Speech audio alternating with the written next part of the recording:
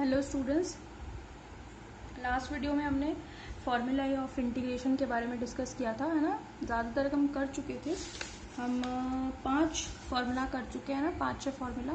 मैं बता देती हूँ एक बार। डिफरेंशिएशन के पैरेलल ही है। जैसे डिफरेंशिएशन हमने कांस्टेंट का किया था, फिर हमने कांस्टेंट के साथ एक फंक्शन का किया था, फिर डिस्ट्रीब्यूशन का किया था, फिर प्रोडक्ट का किया था। सेम ऐसे हमने इंटीग्रेशन में भी किए है ना।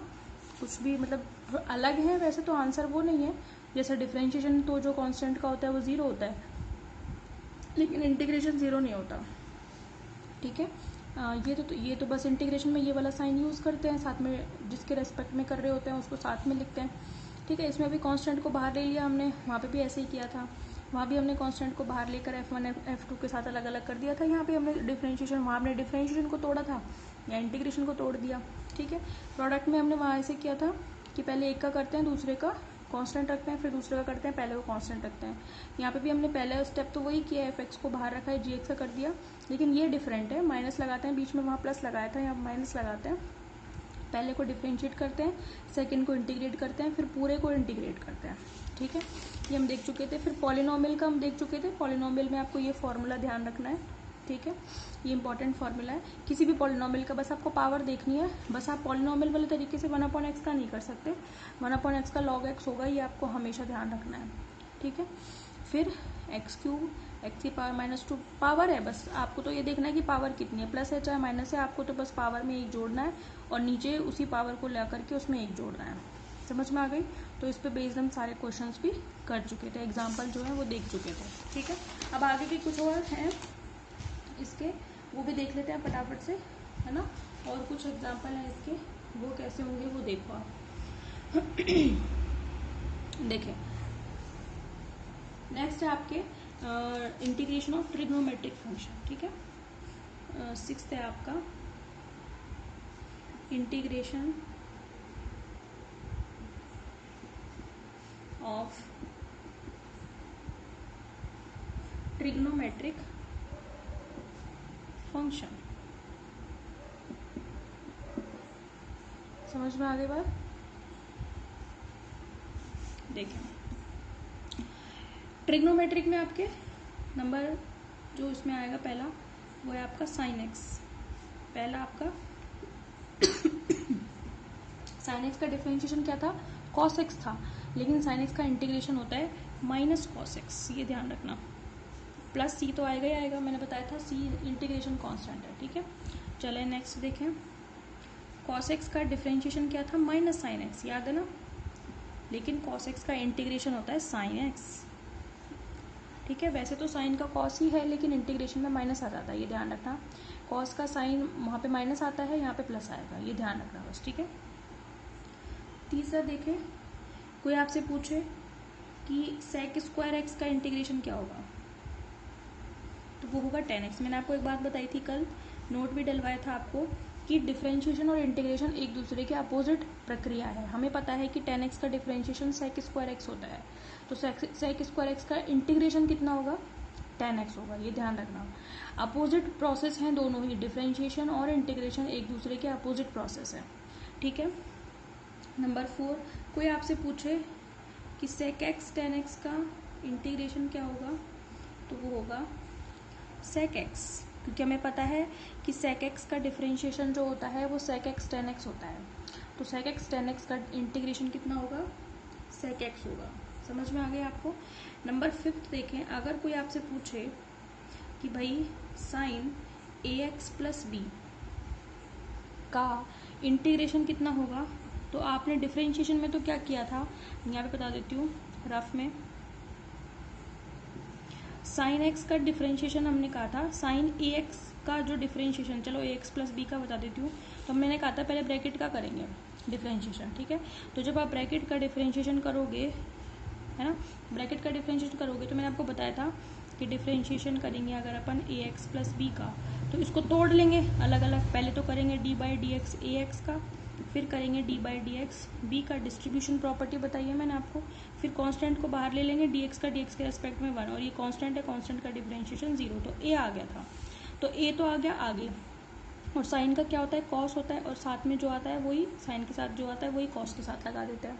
ठीक है। लेकिन यहाँ पे ध्यान रखना, जो ब्रैकेट में है उसका डिफरेंशिएशन ही होगा आपकी बार भी, यानी कि ए आएगा, ए एक्स प्लस बी का डिफरेंशिएशन क्या आएगा, ए, लेकिन वो इसके साथ मल्टीप्लिकेशन में ना आकर के बटे में आएगा, इंटीग्रेशन में, ठीक है। बाकी तो साइन का तो होता क्या है, माइनस कॉस होता है, ठीक है। और इसके साथ क्या आ जाएगा, ए एक्स प्लस बी।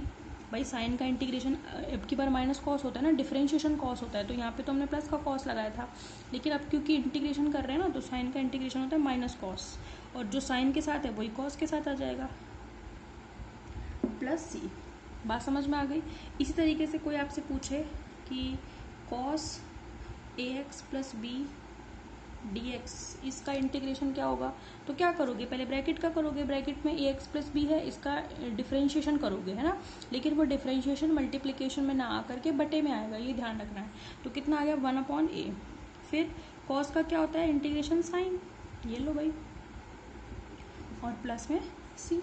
समझ में आ गई। अब ठीक है, आगे आपके tan के भी होते हैं, कॉट के भी होते हैं, सबके होते हैं, लेकिन वो आपके सिलेबस में नहीं है, तो जितना आपका है लेवल उसके हिसाब से बता रही हूँ मैं आपको, इसके बाहर चीज़ें नहीं जाती हैं, ठीक है। अच्छा, इसके अलावा कुछ और फॉर्मूला इसमें ट्रिग्नोमेट्रिक में तो यही आते हैं, ठीक है। कुछ और अदर इम्पॉर्टेंट इंटीग्रेशन है ना, वो भी देख लो आप फटाफट। जैसे कोई आपसे पूछे कि ई की पावर ए एक्स का, चलो पहले ई की पावर एक्स का तो देख लो, ए एक्स का तो बाद में देखेंगे, ई की पावर एक्स का देख लो पहले कि ई की पावर एक्स का इंटीग्रेशन क्या होता है, ई की पावर एक्स ही होता है भाई। जैसे ई की पावर एक्स का डिफरेंशिएशन भी ई की पावर एक्स था, इंटीग्रेशन भी ई की पावर एक्स ही होता है। समझ में आ गई, ठीक है।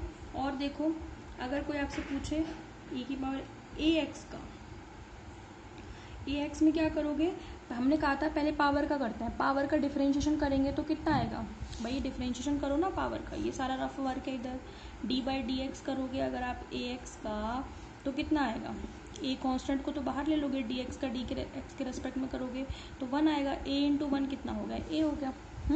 तो पावर का डिफरेंशिएशन करोगे ए आएगा। तो जब हमने ई की पावर एक्स का डिफरेंशिएशन किया था तो ए को तो मल्टीप्लाई में रखा था, लेकिन अब कर रहे हैं इंटीग्रेशन, तो वो मल्टीप्लाई में ना आकर के बटे में आएगा, जैसे यहाँ पे बताया था। और ई की पावर एक्स का इंटीग्रेशन, ये लो ई की पावर एक्स का ई की पावर एक्स आ गया, है ना, प्लस सी। बात समझ में आ गई आपको, ठीक है। और देख लीजिए, ऐसे ही ई की पावर ए एक्स प्लस बी का कोई पूछ ले आपसे, तो अभी भी बताया ए एक्स प्लस बी का डिफरेंशिएशन ए होता है, तो ए बटे में आएगा मल्टीप्लाई में ना करके, तो ए एक्स प्लस बी प्लस सी। तो इसमें और इसमें क्या फ़र्क है, यहाँ तो ए एक्स था तो यहाँ भी ए एक्स आ गया था, अब अपॉन तो ए यहाँ भी आ रहा है, लेकिन यहाँ पे ई की पावर ए एक्स प्लस बी थी, यहाँ पे ई की पावर ए एक्स प्लस बी है, ये ध्यान रखना, ठीक है। तो जो चीज़ ब्रैकेट में या मेन फंक्शन के साथ में जो है वो तो वही रहेगी, वो नहीं चेंज होगी, वो तो उसके बाद में वही आएगी। जैसे यहाँ पे साइन के साथ एक्स प्लस बी था, तो इंटीग्रेशन होने के बाद जो कॉस आया उसके साथ भी एक्स प्लस बी आएगा, वो नहीं चेंज होगी। समझ में आ गई बात आपको, तो ये ध्यान रखना, यहाँ पे साइन एक्स था तो यहाँ पे भी एक्स ही आया इसके साथ, पर ध्यान रखना साइन का माइनस कॉस होता है, कॉस का साइन होता है, तो यहाँ पे भी तो वही है, साइन का माइनस कॉस है, कॉस का साइन है, लेकिन इसके साथ जो है वही इंटीग्रेशन के बाद जो फंक्शन आया है उसके साथ भी होगा, ठीक है। इसके बाद और एक इम्पॉर्टेंट है, इन्वर्स का भी पूछ लेते हैं कभी कभी, तो ध्यान रखना, 1/√a² प्लस x² dx, इसका इंटीग्रेशन होता है साइन इन्वर्स फंक्शन है x/a प्लस सी। हालांकि ये ज़्यादा इंपॉर्टेंट नहीं है, ये वाला पूछा नहीं जाता, बता दिया मैंने आपको ऐसे ही, ठीक है। चले, अब आपको मैंने बताया ये सारे जितने भी इंटीग्रेशन थे वो इनडेफिनेट थे, इनडेफिनेट मतलब जिनकी लिमिट नहीं थी, ठीक है। लेकिन अगर आपके पास लिमिट होगी, डेफिनेट इंटीग्रल होगा, तो उसको कैसे शो करेंगे, तो मैं बता देती हूँ आपको, definite integral,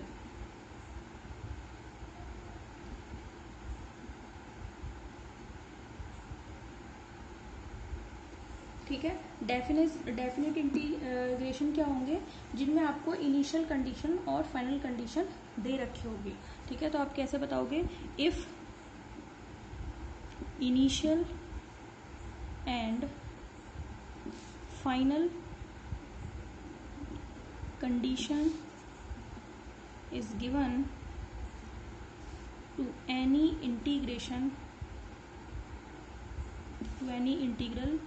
then it is called definite integration. समझ में आ गई। और जिनमें लिमिट नहीं दे रखी, जैसे यहाँ पे मुझे नहीं पता था कि कहाँ से कहाँ तक है, ए से बी तक है, 1 से 4 तक है, तो ये लिमिट नहीं दे रखी है आपको, तो वो होंगे, उनमें आपको कांस्टेंट सी लगाना पड़ेगा। ठीक है, तो वो कहलाते हैं इनडेफिनेट इंटीग्रल। ठीक है, तो ये सारे इंटीग्रल इनडेफिनेट थे, लेकिन अगर डेफिनेट होगा तो उसमें आपको लिमिट देगा, वो आपको कि इंटीग्रेशन कहाँ से कहाँ तक होगा। ठीक है, तो इनडेफिनेट इंटीग्रल को कैसे शो करेंगे, एफ एक्स डी एक्स, उसमें लिमिट देगा आपको वो ए से बी तक। लिमिट कैसे रखेंगे हमेशा, जैसे मैंने मान लिया कि जो एफ एक्स का इंटीग्रेशन है स्मॉल एफ एक्स का, वो हो गया capital F x.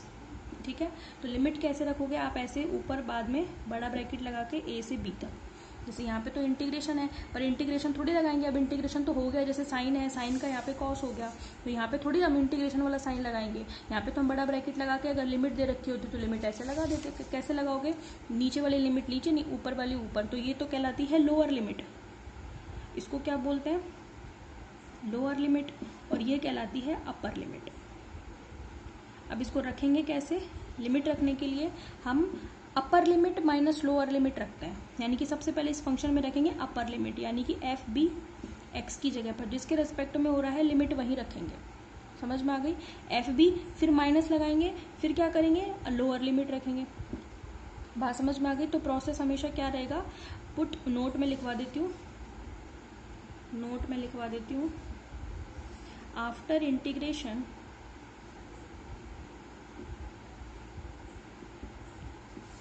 limit is kept upper limit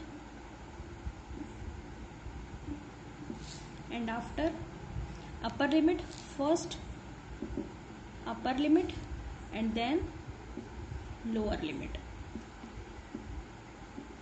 with minus sign। ठीक है, in the function that is integrate,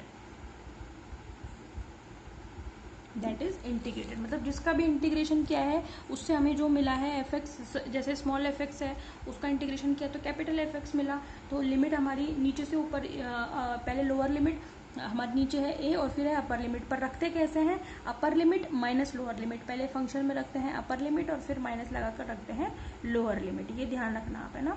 ठीक है, इस तरीके से क्वेश्चन, जैसे फॉर एग्जाम्पल अगर आप देखो यहाँ पे एग्जाम्पल देख लो आप, जैसे कोई फंक्शन है आपके पास x की पावर 4 dx है, इसका इंटीग्रेशन कोई आपसे कह रहा है कि 2 से लेकर 3 तक कीजिए, है ना, और इसकी वैल्यू बताइए, तो क्या करोगे, पावर का x की पावर n का इंटीग्रेशन क्या होता है, x की पावर n+1 अपॉन n+1, तो x की पावर 4+1 अपॉन 4+1। ठीक है, ये कितना हो गया, x की पावर 5 अपॉन 5।